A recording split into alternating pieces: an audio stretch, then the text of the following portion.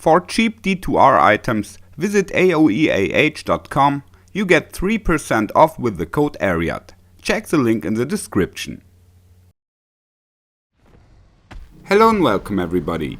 For the new Diablo 4 season I had theory crafted a Hydra Sorc, which I finally was able to test in the Eternal Realm. The performance looks quite okay. I was able to complete level 85 pits yet, even though my glyphs are not maxed, and also the gear still could be much better. Maybe I can still optimize the build. I will continue trying out things and keep you up to date. But for the first, this one works pretty well. You will find a planner link in the description below, as well as a starter build for leveling. So let's take a look at the active skills first. I have skilled Greater Frozen Orb just to put it into the enchantment slot. Like that we will also add some cold damage to trigger Tal Rasha and Elementalist. With the defensive skills, only 1 point in Flame Shield. Then 5 points for the invoked Hydra and 1 for the invoked Familiar.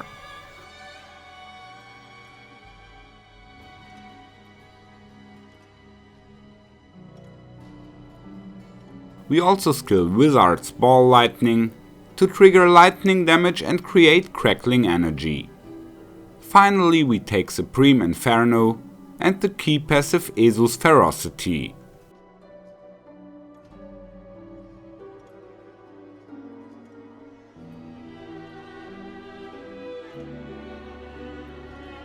With the passive skills we take all which increase our direct damage.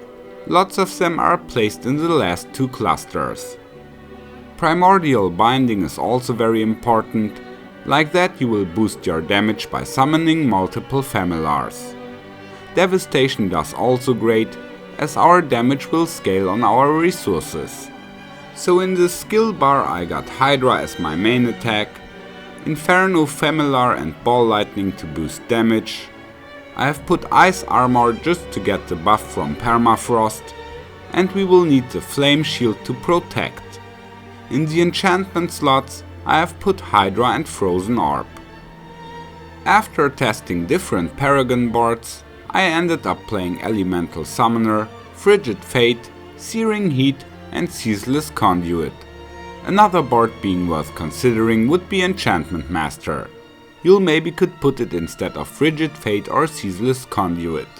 My glyphs are Conjurer, Elementalist, Destruction, Pyromaniac and Flame Feeder. But of course Tactician or Eliminator can also be worth playing. Ceaseless Conduit will boost our damage by 60% as long as we have got some crackling energy. That's why we regularly will cast the Ball Lightnings in between. Finally the items. I guess the best helmet will be a Shaco.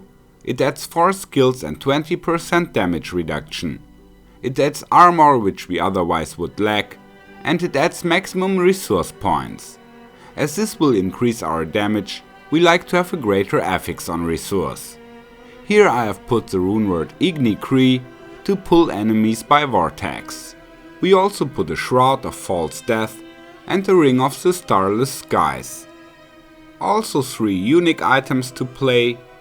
T-Bolts is very useful, as it will not only boost our damage, but also recharge our mana. We put the Tal Rashas and the new unique amulet Ophidian Iris. This one will grow size and damage of our Hydra instead of giving it additional heads. So 3 legendary items left. We play some gloves with core skills and chance to make enemies vulnerable. The ideal tempers would be Hydra damage and Hydra lucky hit chance, I guess.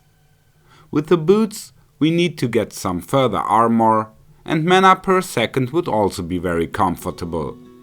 The tempers should be Hydra lucky hit chance and evade cooldown, like I have set it in the planner. I had to use some old pairs of gloves and boots where I did not have any temper rolls left. We put the aspects Inner Calm and Metamorphosis.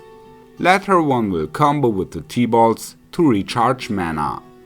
My staff still sucks. I would prefer Intelligence, Critical Strike damage and Life here. but at least the temper rolls did well. The new unique amulet will transform the extra heads into a serious damage boost. Plus 12 heads are possible when hitting 3 times, and I guess that will be worth it.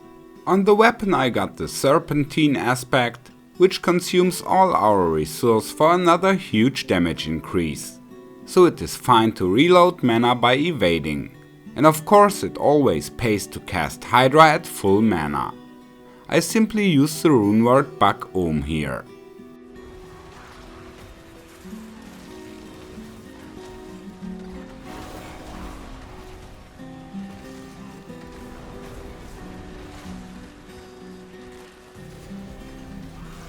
Finally, about the gameplay. Casting no skill for a while will activate the rune word Igni Kree, and when facing dangerous monsters, you should trigger the vortex by pressing Flame Shield to be safe, and then just step aside. You don't wanna be in there when the immunity fades. Of course you wanna deal as much damage as possible when attacking, so make sure to use all the buffs. Tal Rashas and Elementalist will boost you for dealing different elemental damage.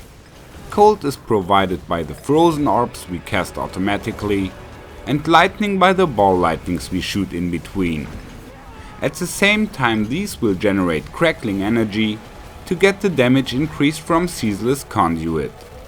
To further push the damage we will cast Inferno and the Familiars, and of course monsters get more damage when being vulnerable, chilled or frozen. All these aspects lead to a practical rotation. First pull the monsters by pressing Flame Shield, then while being immune use your buffs and cast the Hydra on spot, and after that just evade to safety, automatically recharging your mana. For speed farming you can also put teleport into the skill bar instead of ice armor to increase mobility. I say goodbye at this point, take care and may the loot be with you.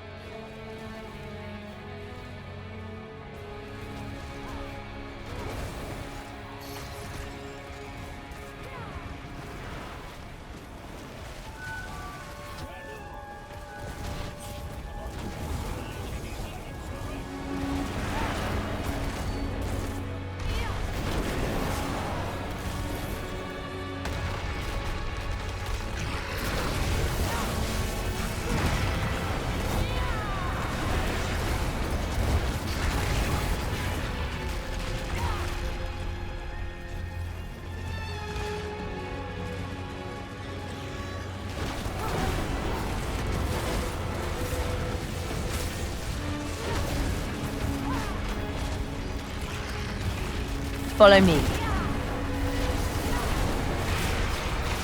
Thank you. Goodbye.